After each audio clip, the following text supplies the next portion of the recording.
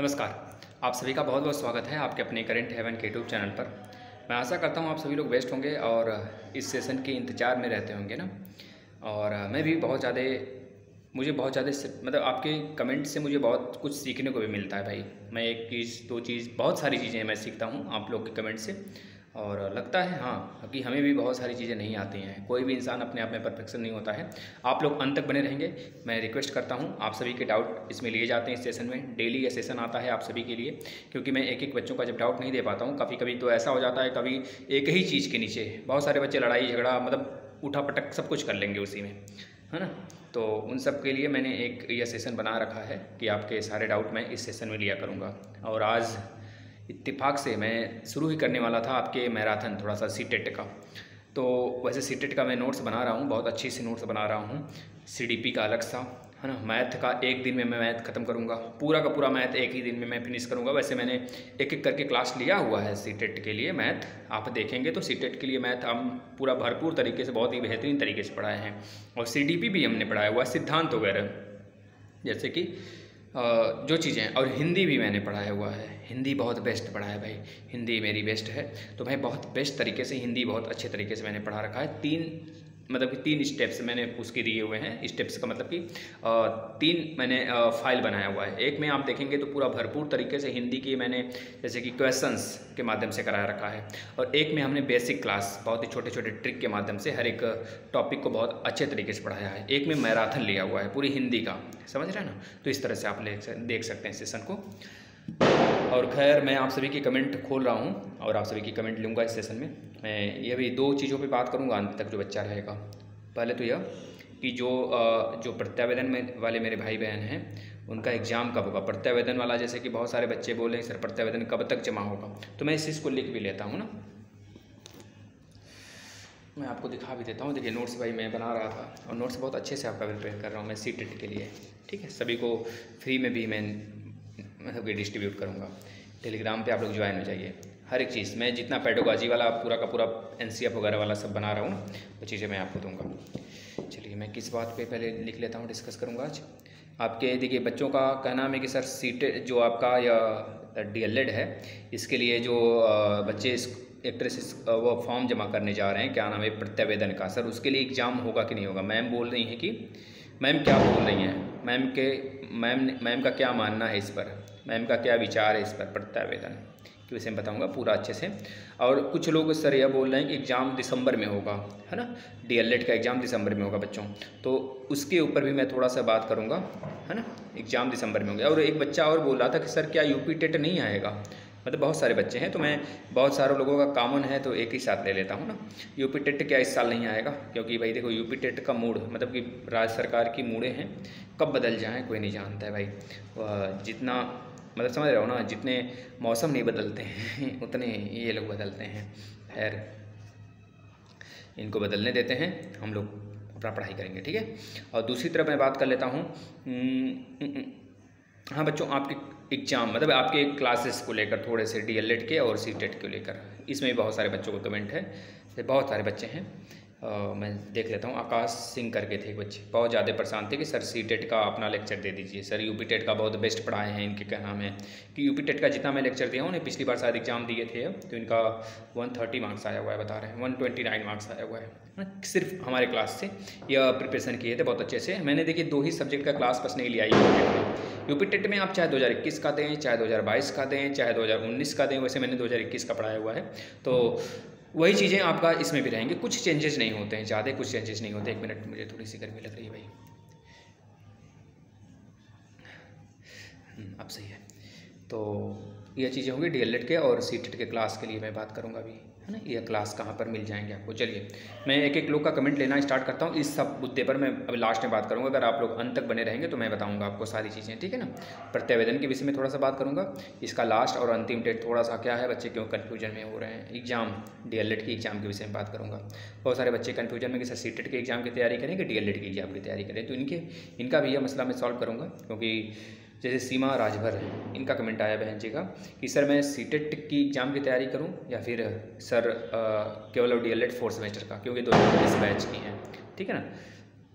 चलिए पहले है Pradeep Pandey ji, sir UP TET नहीं होगा क्या। देखिए सबसे पहला कमेंट प्रदीप पांडे जी का मिला कि सर यूपी टेट नहीं होगा क्या।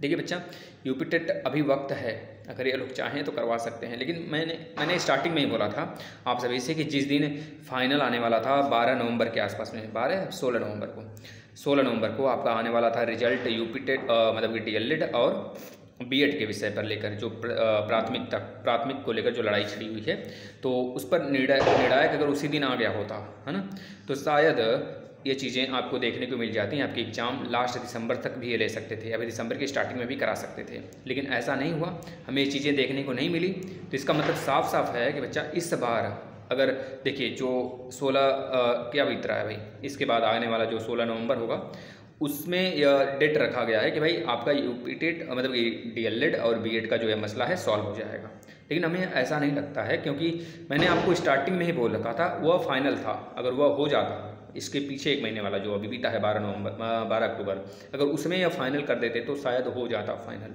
लेकिन अब मुश्किल इस वजह से है ना, क्योंकि जो आपके सुप्रीम कोर्ट है वो खुद बुलावा दी हुई है सारे के सारे राज्यों के बीएड इंडिविजुअल अपना एक तरह से पक्ष रख सकते हैं बीएड पक्ष से।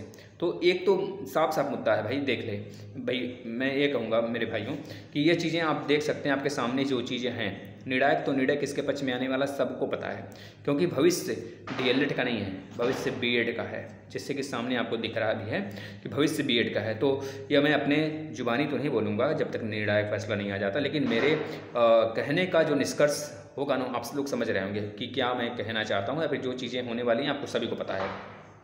बीएड इतना आसानी से और उत्तर प्रदेश से तो मुश्किल है जाए, है ना, समझ रहे हैं ना, प्राथमिक से बाहर हो, क्योंकि भले बाहर ना हो, बहुत सारे अभ्यर्थी कहेंगे DLED को लेकर, DLED वाले अभ्यर्थी, भाई देखिए मैं किसी के पक्ष में ना हूँ, इतना याद रखना भाई, क्योंकि मेरे घर में भी DLED वाले भी हैं, बीएड वाले भी हैं, तो मेरे अपने भाई ही लड़ाई करें, हम इस पहलू पे नहीं जाएंगे, ना मैं किसी के पक्ष में हूँ ना ही किसी के भी पक्ष में हूँ, मैं भी बीएड धारी हूँ और मेरे अपने लोग भी DLED धारी हैं, जो मुझसे भी ज़्यादा वो प्यारे हैं मेरे लिए, है ना, तो मैं उनके लिए क्यों बुरा चाहूँगा, ये बता दो आप। तो बस इस चीज़ को थोड़ा समझिएगा कि हम दोनों लड़ाई कर रहे हैं, है ना, मतलब कि फैसला सुप्रीम कोर्ट को देना है, लेकिन मज़ा कौन ले रहा है, जो असली चीज़ें हैं ना, कहा जाता है ना कि दो बिल्ली लड़ाई करें और बंदर मक्खन मार ले, बीच का मक्खन मतलब बीच का जो मक्खन है वो बंदर खा रहा है भाई। तो यह राज्य सरकार बस चीज़ें करवा रही है हम लोग से, हम लोग चीज़ें देख रहे हैं और राज्य सरकार के इसमें हस्तक्षेप बिल्कुल नहीं है। जो बच्चे ये सोच रहे हैं कि सुप्रीम कोर्ट और राज्य सरकार के बीच हस्तक्षेप, नहीं भाई, वो न्यायिक बॉडी है,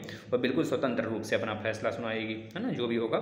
थोड़ा विलंब हो रहा है और यह विलंब और देखने को मिलेगा, जो यह न्योता दिए हुए हैं हर एक राज्य के बीएड पक्ष को कि भैया आइए अपना इंडिविजुअल पक्ष रखिए। तो मैं यूपी टेट भी बात कर रहा था, तो यूपी टेट की एग्ज़ाम शायद इस साल ना हो, अगर यह इस बार फाइनल हो गया। एक कई हेयरिंग्स में फाइनल होना तो मुश्किल है भाई इस बार, क्योंकि सारे राज्य हैं, कोई एक राज्य नहीं है। आप देख रहे हैं ना जिस प्रकार से हरियाणा ने सीटेट को निकाल दिया, अगर यूपी टेट को भी मतलब कि सीटेट को अगर उत्तर प्रदेश ने भी निकाल दिया तो एक बार आपको यूपी टेट देना पड़ जाएगा ना। तो ये चीज़ें दिमाग में रखिएगा कि अभी तो शिक्षक भर्ती आई नहीं है और यूपी टेट पर यह अगर इस साल नहीं कराए तो सीटेट पर तो पाबंदी नहीं लगाएंगे। ये चीज़ें दिमाग में रखिएगा, सीटेट बहुत अच्छे से तैयारी करके आप दीजिए, ठीक है ना। यूपी टेट पर पाबंदी हम नहीं कहते हैं नहीं लगा सकते हैं, क्योंकि इनका मानना है और इनको करना है। हमारे कहने से ना रुकने वाला है, हमारे कहने से ना होने वाला है, हम लोग के कहने से। इनका जो भी होगा, हमारा काम है सिर्फ पढ़ाना, आपका काम है पढ़ना, हम दोनों का काम है पढ़ना पढ़ाना, ठीक है। ये चीज़ें हैं। अब यह आगे क्या करेंगे और अभी क्या हो सकता है उस पर मैं बात कर रहा हूँ ना। तो यूपी टेट इस साल शायद ही देखने को मिले आपको, अगर निर्णायक थोड़ा सा आ गया, निर्णय फैसला मतलब कि 16 नवंबर को जो भी फैसला 12 या फिर 16 नवंबर को आने वाला है ना, दोनों में से कोई एक डेट है। मैं सही हूँ तो 16 नवंबर को शायद आने वाला है। तो अगर 16 नवंबर को ये फाइनल डिसीजन सुना देते हैं तो थोड़ा सा चांस बन जाएगा कि लास्ट दिसंबर तक ये करा सकते हैं, या फिर दिसंबर के फर्स्ट वीक तक अपना यूपी टेट निकालें और बाद में जो चीज़ें हैं आगे वह जनवरी तक, वही 2022 वाला ही जनवरी 2023 तक करा लें पिछली बार की तरह, है ना। देखिए इसमें एक और बात है फंस जाती है, जैसे कि यह DLED वाले बच्चों का तो यूपी टेट का जो मार्कशीट वो छापती है, लेकिन बीएड वाले बच्चों का नहीं छापे हैं। अगर मान लीजिए बीएड वाले अलाउड हो जाते हैं, ये तो निश्चित अलाउड होंगे, अगर 1% मैं मान लूँ अगर ना होते हैं तब तो इनका छापना बेकार जाएगा।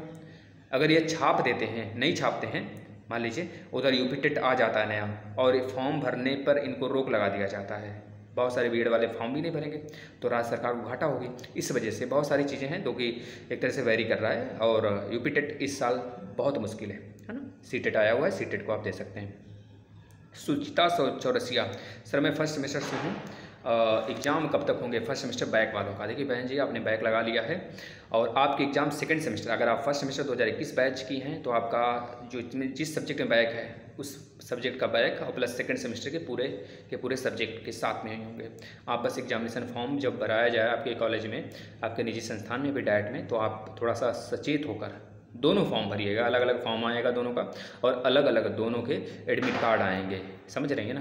क्योंकि पिछली बार बहुत सारे अभ्यर्थी ऐसा वर्क किए थे कि वह केवल और केवल एक तरह से बैक का फॉर्म डाल दिया गया था, वह पैसे भी दे दिए थे कि पूरे के पूरे जो उनका मान लीजिए सेकंड सेमेस्टर उनको पूरा का पूरा देना है और फर्स्ट सेमेस्टर का बैक का एग्ज़ाम देना है, तो वह दोनों के लिए फ़ीस दिए थे। अपने जो भी उनके HOD वगैरह थे उनको दोनों के लिए फ़ीस दिया गया था, भाई आप दोनों फॉर्म फिलअप कर दीजिए। तो उन्होंने शायद गलती से एक ही फॉर्म फिल किया था, तो एक में बच्चे को एक तरह से साल उसका बर्बाद हुआ, है ना। तो ये चीज़ें हैं, थोड़ा सा अपने से आप सचेत रहेंगे, वह कुछ नहीं करें, लेकिन आपको अपने सामने फॉर्म फिलअप करवाने हैं, ये चीज़ें दिमाग में रखने की का। या फिर उनको कोसते रहना है कि बताइए मेरे फॉर्म फिल हुए कि नहीं फिल हुए, कि नहीं फिल हुए, या नहीं कि भाई पैसा दे दो अब निश्चिंत हो जाओ। तो ये निश्चिंत नहीं होना है जब तक आपके फॉर्म नहीं भर जाते हैं, है ना। दुर्गेश कुमार जी, मेरे भाई सेकेंड 2 और 3rd ऑप्शन का वैल्यू सेम निकल रहा है, ठीक है भाई, मैं उसको सही कर देता हूँ अगर सही निकल रहा है तो। देखिए मैं उस क्वेश्चन को जो आप बोल रहे हैं ना, बिल्कुल परफेक्ट क्वेश्चन मैंने डाला हुआ है, उस क्वेश्चन का जवाब आप सभी लोग दीजिएगा। ये आपका पिछली बार मतलब प्रीवियस ईयर में बता देता हूँ, मैं आज ही एक सेट को देखा था तो मेरे नज़र में आ गया वो सामने, तो मैंने डाल दिया। यह है 2017 का सीटेट है, ठीक है ना, दिसंबर वाला सीटेट है, तो उसका एक क्वेश्चन था तो मैंने उसको डाला हुआ है, ठीक है। चलिए आगे चलते हैं। मम्मी यार डिस्टर्ब करती रहती बीच बीच में आके, क्या है बताऊँ, इरिटेट कर देती है फालतू का। आगे चलते हैं। अभिषेक जी का कहना है सर ये बता दीजिए कि एक विषय में बैक है, स्टेटस फेल है, स्टेटस आपका फेल दिखा रहा है, आप चाहते हैं कि मेरा स्कॉलरशिप आ जाए और स्कॉलरशिप के फॉर्म आप भरना चाहते हैं, कॉलम में पास लिखें या फेल लिखें, आपको समझ में नहीं आ रहा है। फिर मैंने आपको जवाब भी दिया हूँ कि भाई देखिए फेल बच्चों का पहली बात है डाटा वहाँ पर अगर आप पास भी लिख कर देते हैं तो वह पूरा रीचेक किया जाता है उनके द्वारा, आयोग के द्वारा, और फिर से अगर आप फेल हैं तो आपका वैसे ही नहीं आएगा। देखिए मैंने बीएड जब किया था तो जनरल से मैं बिलोंग करता हूँ, तो मेरा स्कॉलरशिप आया था, है ना। लेकिन एक चीज़ मैं बता देता हूँ, वहाँ पर बहुत सारे जनरल बच्चे थे जिनका स्कॉलरशिप नहीं आया, तो देखा गया मेरा तो पूरा का पूरा आ गया था भाई। तो बहुत सारे बच्चे ने मुझसे पूछा कि आपका कैसे आया, तो मुझे बाद में पता चला जब मेरा भाई छोटा वाला जब बीएड करने लगा तो उसका भी स्कॉलरशिप नहीं आया, तो मुझे बाद में पता चला इन्होंने BSc कर रखा है और मैंने BTech कर रखा है ना।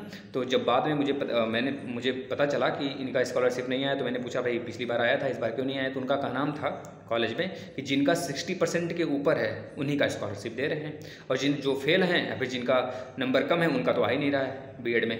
नेक्स्ट सेमेस्टर में अगर ये अच्छा वर्क मतलब अच्छा परसेंटेज लाते हैं तो अगले साल इनका स्कॉलरशिप आएगा। ऐसा एक मैम थी मेरे साथ ही बीएड उन्होंने किया, मेरी मैम थी, काफ़ी मतलब मेरे साथ ही पढ़ाती थी मेरी मैम, मतलब कि मेरी मैम का मतलब कि समझ रहे मुझे पढ़ाई थी वो, इतना समझ लीजिए, मतलब कि मुझे इंटर में उन्होंने क्लास लिया था इस तरह से उन्होंने, तो वह मेरे साथ बीएड जब करी तो उनका भी पहले साल नहीं आया था क्योंकि उनका मतलब ग्रेजुएशन में थोड़ा सा कम मार्क्स था। बाद में जब फर्स्ट ईयर बीत गया उनका बीएड का तो उनका अच्छा मार्क्स आया, लगभग 60% के ऊपर, मतलब कि 75-78% के आसपास में आ गया, तो उनका सेकेंड ईयर में आ गया स्कॉलरशिप। तो ये चीज़ें भी थी बीएड में। और डीएलएड में भी मैं बहुत बार देखा हूँ बच्चों का कि पिछली बार नहीं आया था और SC/ST के बच्चों का पूरा आ गया, एक बार पूरा का पूरा, एक कॉलेज है मेरे यहाँ उस पूरे बच्चे का आया था, है ना, लेकिन जो बच्चे फेल थे उनका नहीं आया था। तो आप फेल हैं, मैं आपके कहने से मैं पूछूंगा जरूर इस बात को, ठीक है ना। प्रीवियस ईयर की भी नहीं आई थी, स्टेटस में फंड नॉट अवेलेबल दिखा रहा था, सर प्लीज़ हेल्प। देखिए एक चीज़ आप करिएगा, आप अपने बैंक अकाउंट में जाकर अब थोड़ा आधार कार्ड अपडेट कर दीजिएगा, है ना, तो मे भी चांस बन जाए, ये मैं कह रहा हूँ। लेकिन अगर अब बैक आ गया है तो मुश्किल होगा थोड़ा सा स्कॉलरशिप के लिए, ठीक है ना। अभिषेक जी अगर आप भाई कमेंट देख रहे हो तो बहुत अच्छी बात है। चलिए अब कौन है यहाँ पर, ऋचा कुमारी, सर जिनका 2 सेमेस्टर में बैक है प्लीज़ उनके एग्ज़ाम के लिए रिक्वेस्ट कीजिए SCRT से। देखिए ऋचा जी आप तो बहन जी आप गई भी थी, कई बार गई थी और आप शायद बहुत ज़्यादा परेशान भी हैं इस चीज़ को लेकर, क्योंकि आपने बहुत बार मैसेज किया है। मैंने मैसेज में भी आपका रिप्लाई दिया था एक बार, और मुझे याद है कई बार मैंने आपको रिप्लाई दिया हुआ है। तो इस बार बहुत दिन बाद आपका कमेंट भी मैं देख रहा हूँ। तो जिनका 2 सेमेस्टर में बैक है ना, जिनका भी 2 सेमेस्टर में बैक है, उनको सीधे अब मैम से बात करना पड़ेगा, क्योंकि जो आपके डायरेक्टर सर थे वो चेंज हो चुके हैं। अब वो चेंज हुए हैं तो मतलब कि पिछले जितने भी एग्ज़ाम्स थे उनके ही कार्यकाल में हुआ था, है ना, जो राठौर करके एक सर थे ना, तो उनके कार्यकाल में उनके द्वारा करवाया गया था। तो अब देखिए मैम चेंज हुई हैं, तो बहुत सारे अभ्यर्थी हैं जिनका 2 सेमेस्टर में बैक है, एक में तो 3 बार और एक में चांस बचा हुआ है। तो ऐसे अभ्यर्थी जा रहे हैं जब उनके पास, तो उनका का नाम साफ साफ यह है कि आप सभी लोग अपना प्रत्यावेदन जमा करिए, है ना, और मैं भी आप लोग कोर्ट केस मत करिए, है ना। मैं इस बार एग्ज़ाम करवाने का पूरा प्रयास करूंगी। कुछ तो यह बोल रहे हैं और कुछ तो मुझसे बात जब किए बच्चे तो यह डायरेक्ट वो बोल रहे हैं कि मैम ने यह बोला है कि रिटेन पे मैं विश्वास करूंगी, रिटेन जो होगा मैं उसके बेस पर एग्ज़ाम लूँगी। भाई यह तो रिटेन है नहीं कि आपका चौथी बार एग्ज़ाम हो जाए, है ना। तो इसको और यह भी नहीं रिटेन है कि जिनका 2 में बैक हो उनका एग्ज़ाम हो जाए, है ना। यह दोनों चीज़ें रिटेन में नहीं है, तो उनका का नाम था रिटेन में होगा जो चीज़ उस पर मैं बिलीव करूँगी, एग्ज़ाम कराऊँगी। तो अब 2 चीज़ें हैं, आपका कर्तव्य है आप जमा कर दो। और ऋचा जी हो सके एक बार मैम से, शोभा मैम से ज़रूर बात करिएगा, ठीक है। श्री शोभा सिंह मैम हैं, तो उनसे आप ज़रूर बात करिए इस विषय पर कि हो सकता है आपके एग्ज़ाम हो जाएँ, है ना, ठीक है। ये सारे रहे, बहुत सारे कमेंट हैं भाई आप सभी के, मैं इतने भी स्टॉप करता हूँ, ठीक है। बहुत सारे कमेंट हैं बच्चों का, थोड़ा सा एक और बच्ची है जो कि ले लेते हैं। एक कौन है भाई, बहन जी, सीमा सिंह जी। भाई देखो लाइफ की बहुत सारी चीज़ें हैं जो कि आप लोग इस पे बोल देते हो जो कि आपको नहीं बोलना चाहिए, है ना। तो मैं माफ़ी चाहता हूँ आपसे सीमा सिंह बहन जी। देखिए आपने जो लिखा हुआ है उस पर मैं कमेंट में आपको कमेंट दूंगा। मैं आपके कमेंट भी पढ़ लेता हूँ थोड़ा सा, 1 मिनट। हाँ सीमा सिंह जी, मैं समझ सकता हूँ आप मेरे इस लेक्चर से बहुत ज़्यादा प्रसन्न होती हैं। यह आपने लिखा हुआ है कि सर आपके इस सेशन से मैं थोड़ा सा सर रिलैक्स फील होता है, मुझे बहुत ही मोटिवेशन मिलती है। तो अच्छी बात है बहन जी, आपको मोटिवेशन मिलता है। लेकिन आपने जो ये चीज़ लिखा हुआ है ना, थोड़ा सा अगर घर में आप घर की परेशानी दूसरों को नहीं बताई जाती है, मतलब कि दूसरों का कहने का मतलब है इस तरह पब्लिकली नहीं शो किया जाता है ना, समझ रहे हैं। तो अपने और दूसरे भी मज़े लेने लगते हैं ना, जैसे कि कुछ खास लोग हों उनसे आप शेयर कर सकते हो, लेकिन इस तरह से पब्लिकली नहीं कहा जाता बहन जी। और जो आपने लिखा हुआ है ना, यह मैं भी बहुत ही मैं मतलब सोचता हूँ कभी कभी ऐसे लोग विचार कहाँ से ऐसे लोग ला पाते हैं कि अगर आपकी यह चीज़ें नहीं निकली तो मैं आपको छोड़ दूँगा। मैं आपसे जो शादी करके लाया हूँ, मतलब ये इसी लिए लाया हूँ शादी करके कि DLED या BEd कर लेगी तो मुझे टीचर बन के कुछ पैसे दे देगी, है ना। तो भाई जब आपने उनसे मैरिज किया हुआ है तो कुछ सोच के किया होगा, यह सोच के थोड़े किए हैं कि BEd करी है और DLED करी है, चलेंगे लेकर मतलब खटवाएँगे, नौकरी पाएगी तो पाएगी, नहीं पाएगी तो फिर से छोड़ेंगे, फिर दूसरे वाले को लेके आएंगे। मतलब आदमी चूतिया थोड़े है यहाँ पर, समझ रहे हैं भाई। तो थोड़ा सा अपने मेंटल एबिलिटी, मतलब जो चीज़ें मेंटली डिस्टर्ब हैं आप, इसका मतलब आपके पति जो है ना सीमा सिंह बहन जी मेंटली डिस्टर्ब हैं वो, तो उनको थोड़ा सा इलाज की ज़रूरत है। अगर इलाज नहीं होता है तो आजकल पता है बहुत ज़्यादा चीज़ें हैं आपकी तरफ ही हैं, तो आप थोड़ा सा उनके ऊपर अगर हो सके थोड़ी सी हिम्मत जुटा सको तो केस वगैरह करो, इनका पूरा का पूरा ऐंठन ख़त्म हो जाएगी सेकंड में, क्या ही करना है। तो ऐसे लोग पता नहीं कैसे मेंटल, मतलब कि इनकी मतलब क्या सोचते हैं महिलाओं को यार, हैं इतना पावरफुल आज के युग में महिला है ना भाई, आप सोच भी नहीं सकते। लेकिन इनकी मेंटलिटी देखो किस प्रकार की मेंटलिटी बना के रखते हैं लोग। और ऐसे लोग मतलब किस जगह पे होते हैं यार, मतलब मैं यह धरती ही है ना, मैं कभी कभी ये सोचता हूँ कि इस धरती पे कितने तरह तरह के लोग हैं। मैं यहाँ पे कमेंट देखता हूँ, इस वजह से बहुत सारे कमेंट, मैं इनका कमेंट नहीं लेने वाला था लेकिन ये परेशान थी बहन जी, तो मैं सोचा हूँ सबके सामने थोड़ा सा शेयर करूँगा इनके कमेंट को, क्योंकि इनसे मैंने परमिशन भी लिया था। ये बोली थी ठीक है सर शेयर कर सकते हैं आप, तो क्योंकि ऐसे कमेंट मैं डील नहीं करता हूँ। देखिए बहुत सारे बच्चे हैं, हाँ सुधांशु श्रीवास्तव, इनका कहना है कि सर जो DLED का एग्ज़ाम है और CTET का एग्ज़ाम है, दोनों अगर पास हो गए तो मेरे तो क्या होगा। देखिए हाँ आपने बहुत सही क्वेश्चन किया है हिमांशु जी, श्रीवास्तव जी। अगर आपके डीएलएड एग्ज़ाम और सीटेट के एग्ज़ाम दोनों अगर पास हो गए, क्योंकि दिसंबर में स्टार्ट है आपका यह, और अभी तक तो उसका नोटिफिकेशन नहीं आया है। सर आप बोल रहे हैं कि मिड दिसंबर तक नोटिफिकेशन कुछ ना कुछ आएगा, फिर लास्ट नवंबर तक आएगा। यही चीज़ें मेरा भी मानना है, और शायद यही परफेक्ट है मेरा जो सोचना है। मेरा मतलब कि मेरा प्रेडिक्शन थोड़ा सा अगर देखा जाए ना तो मैक्सिमम सही ही हुआ है अभी तक, 90% सही हुआ है। ये चीज़ें मान के चलिए, जितने भी मैंने डीएलएड और सीटेट के एग्ज़ाम पे प्रेडिक्ट किया था सारी चीज़ें सही निकल के आई हैं। तो आपके एग्ज़ाम अगर बीच में होते हैं तो मैं यही कहूँगा कि आप सीटेट का छोड़ देंगे, आप डीएलएड को देंगे, है ना। अगर जिसका भी एग्ज़ाम लड़ जाता है तो वो सीटेट का छोड़ेगा। वैसे बहुत ही कम चांस है, बहुत ही कम चांस, क्या बिल्कुल भी चांस नहीं कि दोनों एग्ज़ाम लड़ें। समझ रहे हैं ना इस चीज़ को। थोड़ा सा आप बहुत अच्छे से एग्ज़ाम दीजिएगा, दोनों एग्ज़ाम आप दे पाएंगे, है ना। तो ये चीज़ें हैं। चलिए मैं आपको थोड़ा सा, अब ये चीज़ें होंगी कमेंट आपका। बहुत सारे बच्चे हैं, अब किसका कमेंट लिया जाए, बहुतों का नहीं लिया जाए, और बहुतों का मैं नहीं लेता हूं। और मैक्सिमम बच्चों का मैं सोचता हूं कि एक ही लोग के नाम में, मतलब बहुत सारे बच्चे एक ही चीज़ को पूछे हुए होते हैं, जैसे कि डीएलएड के एग्ज़ाम कब होंगे, डीएलएड के एग्ज़ाम कब होंगे। तो मेरा कल से लेकर आज तक अगर 3 भी वीडियो आया, अभी तो आने वाले हैं, एक दिन में 6 वीडियो आएंगे। थोड़ा सा माइक में ऑर्डर कराया हूँ, माइक आ जाए फिर उसके बाद, ठीक है ना। अब मैं अगर 3 वीडियो डालता हूँ तो एक वीडियो के नीचे कम से कम 30-40 कमेंट होते हैं। इस तरह मैं अगर सारा कमेंट पढ़ने लगूँ तो 1-2 घंटे लग जाएंगे। तो मैं उस कमेंट को छाड़ता हूँ जो आपके लिए एक तरह से ज़रूरी है, आपको बताना है, उसके आंसर आपको चाहिए। मैक्सिमम बच्चे किए होते हैं तो उसको मैं ले लेता हूँ। चलिए मैं बात कर लेता हूँ पहले प्रत्यावेदन पर। ठीक है बच्चों, प्रत्यावेदन का कोई फिक्स डेट नहीं होता है, पहले तो ये चीज़ें दिमाग में रखिएगा। प्रत्यावेदन का कोई फिक्स डेट नहीं है। मैंने 1 साल से मुझे थोड़ा सा इसके विषय में नॉलेज कलेक्ट किया हूँ, मतलब 1 साल से इस चीज़ें मैं फेस कर रहा हूँ कि मतलब 1.5 साल से तो पढ़ा ही रहा हूँ, मतलब 1 साल से करीब मैं इस चीज़ को फेस कर रहा हूँ कि सर प्रत्यावेदन क्या होता है, मुझे तो पता ही नहीं था।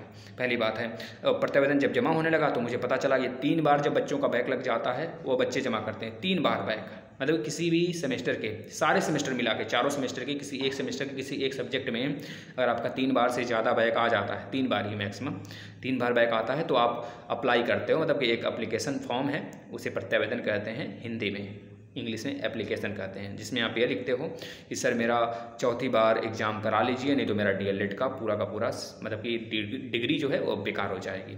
तो डायरेक्टर सर अपने मन से वो कराते थे।